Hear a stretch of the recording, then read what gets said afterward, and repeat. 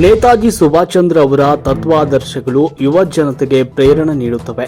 ನರೇಗಲ್ ಪಟ್ಟಣದ ಕೆಜಿಎಂಎಸ್ ಸರ್ಕಾರಿ ಶಾಲೆಯಲ್ಲಿ ಗುರುವಾರ ನಡೆದ ನೇತಾಜಿ ಸುಭಾಷ್ ಚಂದ್ರ ಬೋಸ್ರವರ ಜಯಂತಿ ಸಮಾರಂಭದಲ್ಲಿ ಮುಖ್ಯ ಶಿಕ್ಷಕ ಬಿಬಿ ಕುರಿ ಅವರು ಕಾರ್ಯಕ್ರಮವನ್ನು ಉದ್ದೇಶಿಸಿ ಮಾತನಾಡಿದರು.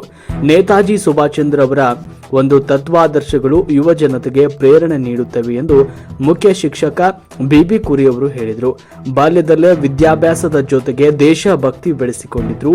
ಸ್ವಾತಂತ್ರ್ಯ ಹೋರಾಟದಲ್ಲಿ ಪ್ರಮುಖವಾದ ಪಾತ್ರವನ್ನು ವಹಿಸಿದ್ದ ನೇತಾಜಿ ಅವರ ದೂರದೃಷ್ಟಿ, ರಾಜಕೀಯ ಅನುಭವ ಮತ್ತು ಯುವಕರ ಬಗ್ಗೆ ಅವರು ಹೊಂದಿದ್ದ ದೃಷ್ಟಿಕೋನ ವಿಶಿಷ್ಟವಾದದ್ದು ಎಂದರು.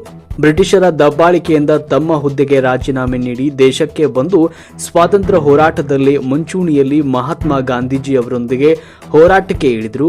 ಭಾರತೀಯರೇ, ನನಗೆ ಒಂದು ತೊಟ್ಟು ರಕ್ತ ಕೊಡಿ, ನಾನು ನಿಮಗೆ ಸ್ವಾತಂತ್ರ್ಯ ನೀಡುತ್ತೇನೆ ಅಂತ ಘೋಷಣೆಯನ್ನ ಕೂಗಿದ್ರು.